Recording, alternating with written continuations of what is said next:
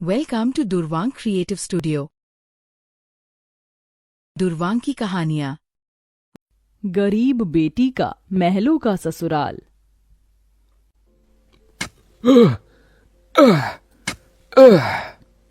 तपती धूप में वह गरीब किसान खेतों में फावड़ा चला रहा था। उसके माथे से तर तर पसीना बहे जा रहा था।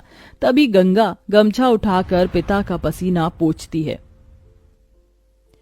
बाबा, आपके माथे से कितना पसीना बह रहा है, आप थक भी गए हैं, थोड़ी देर आराम कर लो, फावड़ा मुझे दो।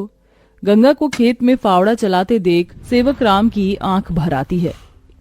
मेरी गरीब बेटी के जिन हाथों में मेहंदी लगनी थी, उन्हीं नाजुक हाथों से मेरी गंगा सख्त फावड़ा चला रही है। तू एक गरीब की बेटी को ही ऐसा भाग्य देकर क्यों भेजता है भगवान?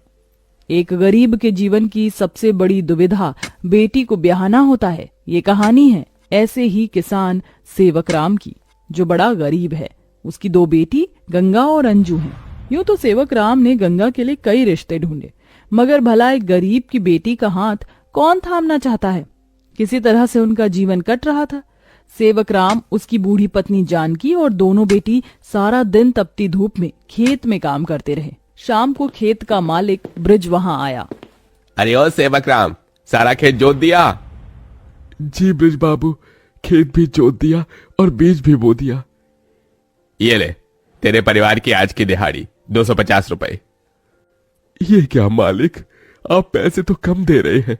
पहले मेरी अकेले की दिहाड़ी आप मुझे 200 रुपए देते थे, फिर घटाकर 100 रुपए कर दिया और फिर सीधे 70 रुपए कर दिया, और उसमें भी पूरे पैसे नहीं दे रहे हैं। मैं, मेरी दोनों बेटी और पत्नी को मिलाकर हम कुल 4 जन आज खेत में दिन भर जर मर कर खटे हैं। अरे 30 रुपए ही तो कम है, उसमें क्या तू खरीद लेगा? है एक एक रुपया भी मेहनत से कमाना पड़ता है मालिक।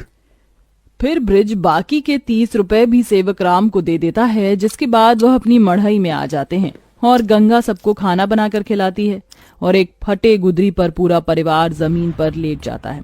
मगर एक पिता होते हुए सेवक राम चिंता में सो भी नहीं पाता। वह रात भर आंसुओं से बिछौना भिगोता है। अजी, आप अभी तक जाग रहे हैं? जिसके घर में जवान बेटी ब्याहने को हो, वो कैसे सोए? जाने मेरी गरीब बेटी के भाग्य में क्या लिखा है। भगवान ने सभी के घर आंगन में भाग्य जाग रहे हैं, मगर मेरी मढ़ई के आंगन में मंडप कब बनेगा?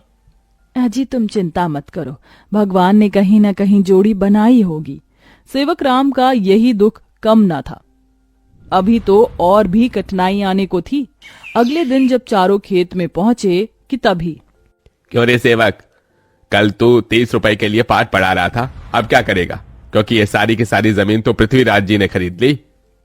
तभी अंजू ने गंगा से कहा, दीदी, अब हम क्या खाएंगे? खेत बोकर ही तो थोड़े बहुत पैसे मिलते थे। सेवक राम अपने परिवार को लेकर लौट आया। वह दिन रात चिंता में गलने लगा। ऐसे घर कैसे चलेगा प्रभु? कैसे होगी गंगा की शादी? और शादी नहीं हुई तो लोग मेरी गंगा को जाने क्या क्या नाम देंगे, क्या क्या ठहराएंगे जानकी। मैं काम ढूंढने जा रहा हूँ। बाबा, मैं भी आपके संग चलूंगी।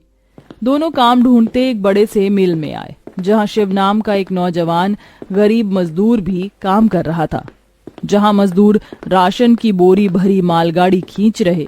सेवक राम ने काम मांगा, दोनों को काम मिल गया। गंगा अपने पिता की बराबरी में काम करती।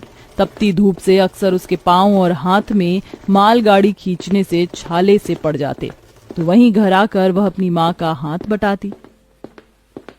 आप ही अपनी चक्की पीसती, कड़ी धूप में सड़कों से गोबर बीन कर लाती, उपले बनाती। एक दिन मालगाड़ी खींचते वक्त शिव उसकी मदद करता है। काका, क्या मैं आप दोनों के साथ खाना खा सकता हूँ? बड़ी भूख लगी है और मैं खाना भी नहीं लाया।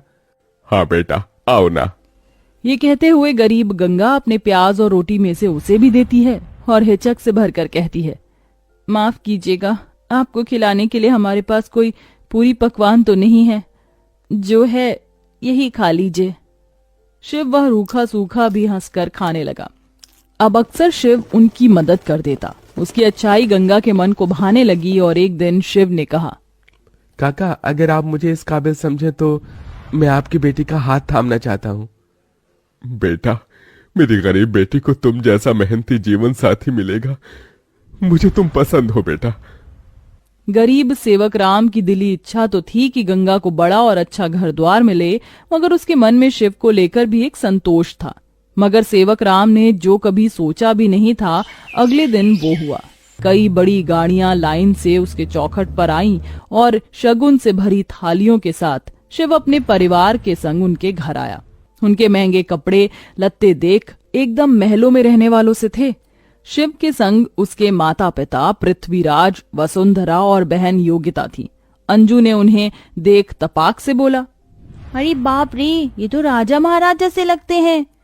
अजी, आपने तो कहा था शिव गरीब घर का लड़का है। शिव बेटा, ये सब क्या है? यही मेरी सच्चाई है काका।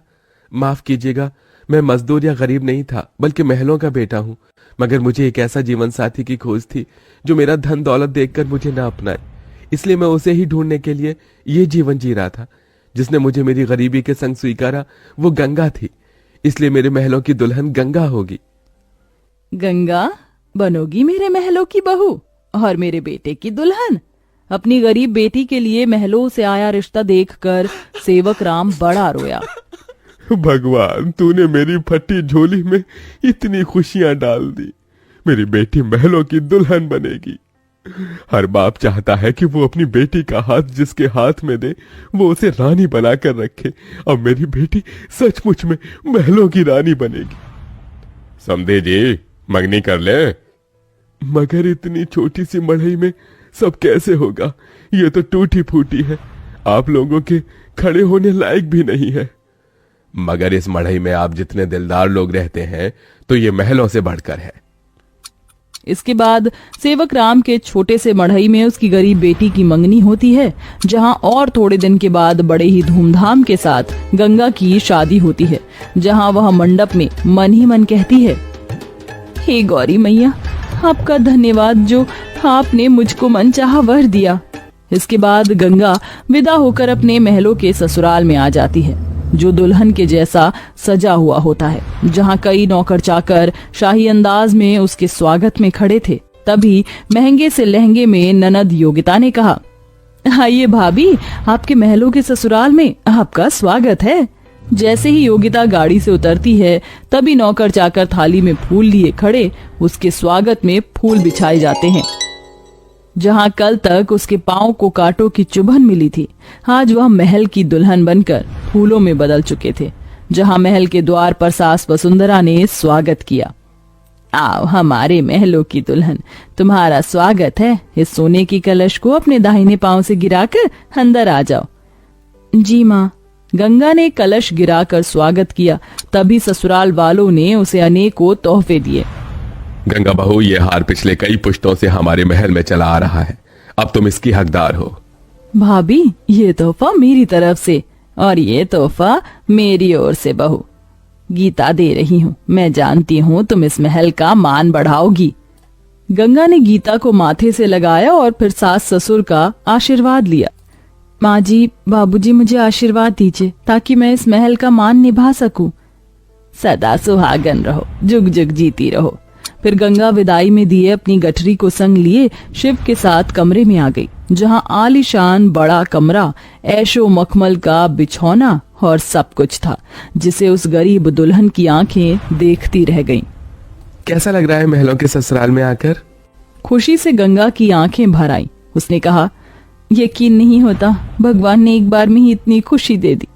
शिव, सब एक सपने जैसा लग रहा है। अब यही तुम्हारी दुनिया है।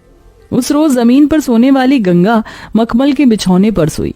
अगले दिन वह नहा धोकर नीचे आई, जहां खाने की शाही मेज लगी थी और इर्द गिर्द नौकर खड़े थे। बहू बैठो, खाना खाओ। तभी नौकर ने गंगा को खाना परोसा। एक निवाला खाते ही गंगा को अपनी संघर्ष भरी जिंदगी और याद आ गई। उसकी आंखों से आंसू छलक गए। क्या हुआ गंगा बहू, खाना अच्छा नहीं बना? नहीं माँ जी, बहुत अच्छा बना है, बस ये सब खाने के तो एक गरीब की ख्वाहिश होती है। मैं बहुत खुश हूँ, बस चाहती हूँ कि हर लड़की को उसके सपनों का ससुराल मिले, जैसे मुझे मिला। थोड़े दिन में गंगा अपने महलों के ससुराल में सुखी से रहने लगी। किसी गरीब की बेटी को चुनकर हम भी ये पुण्य कमा सकते हैं। If your kids love funny cartoons, storytime videos, please like, share, comment for more videos and stories. Thanks for watching.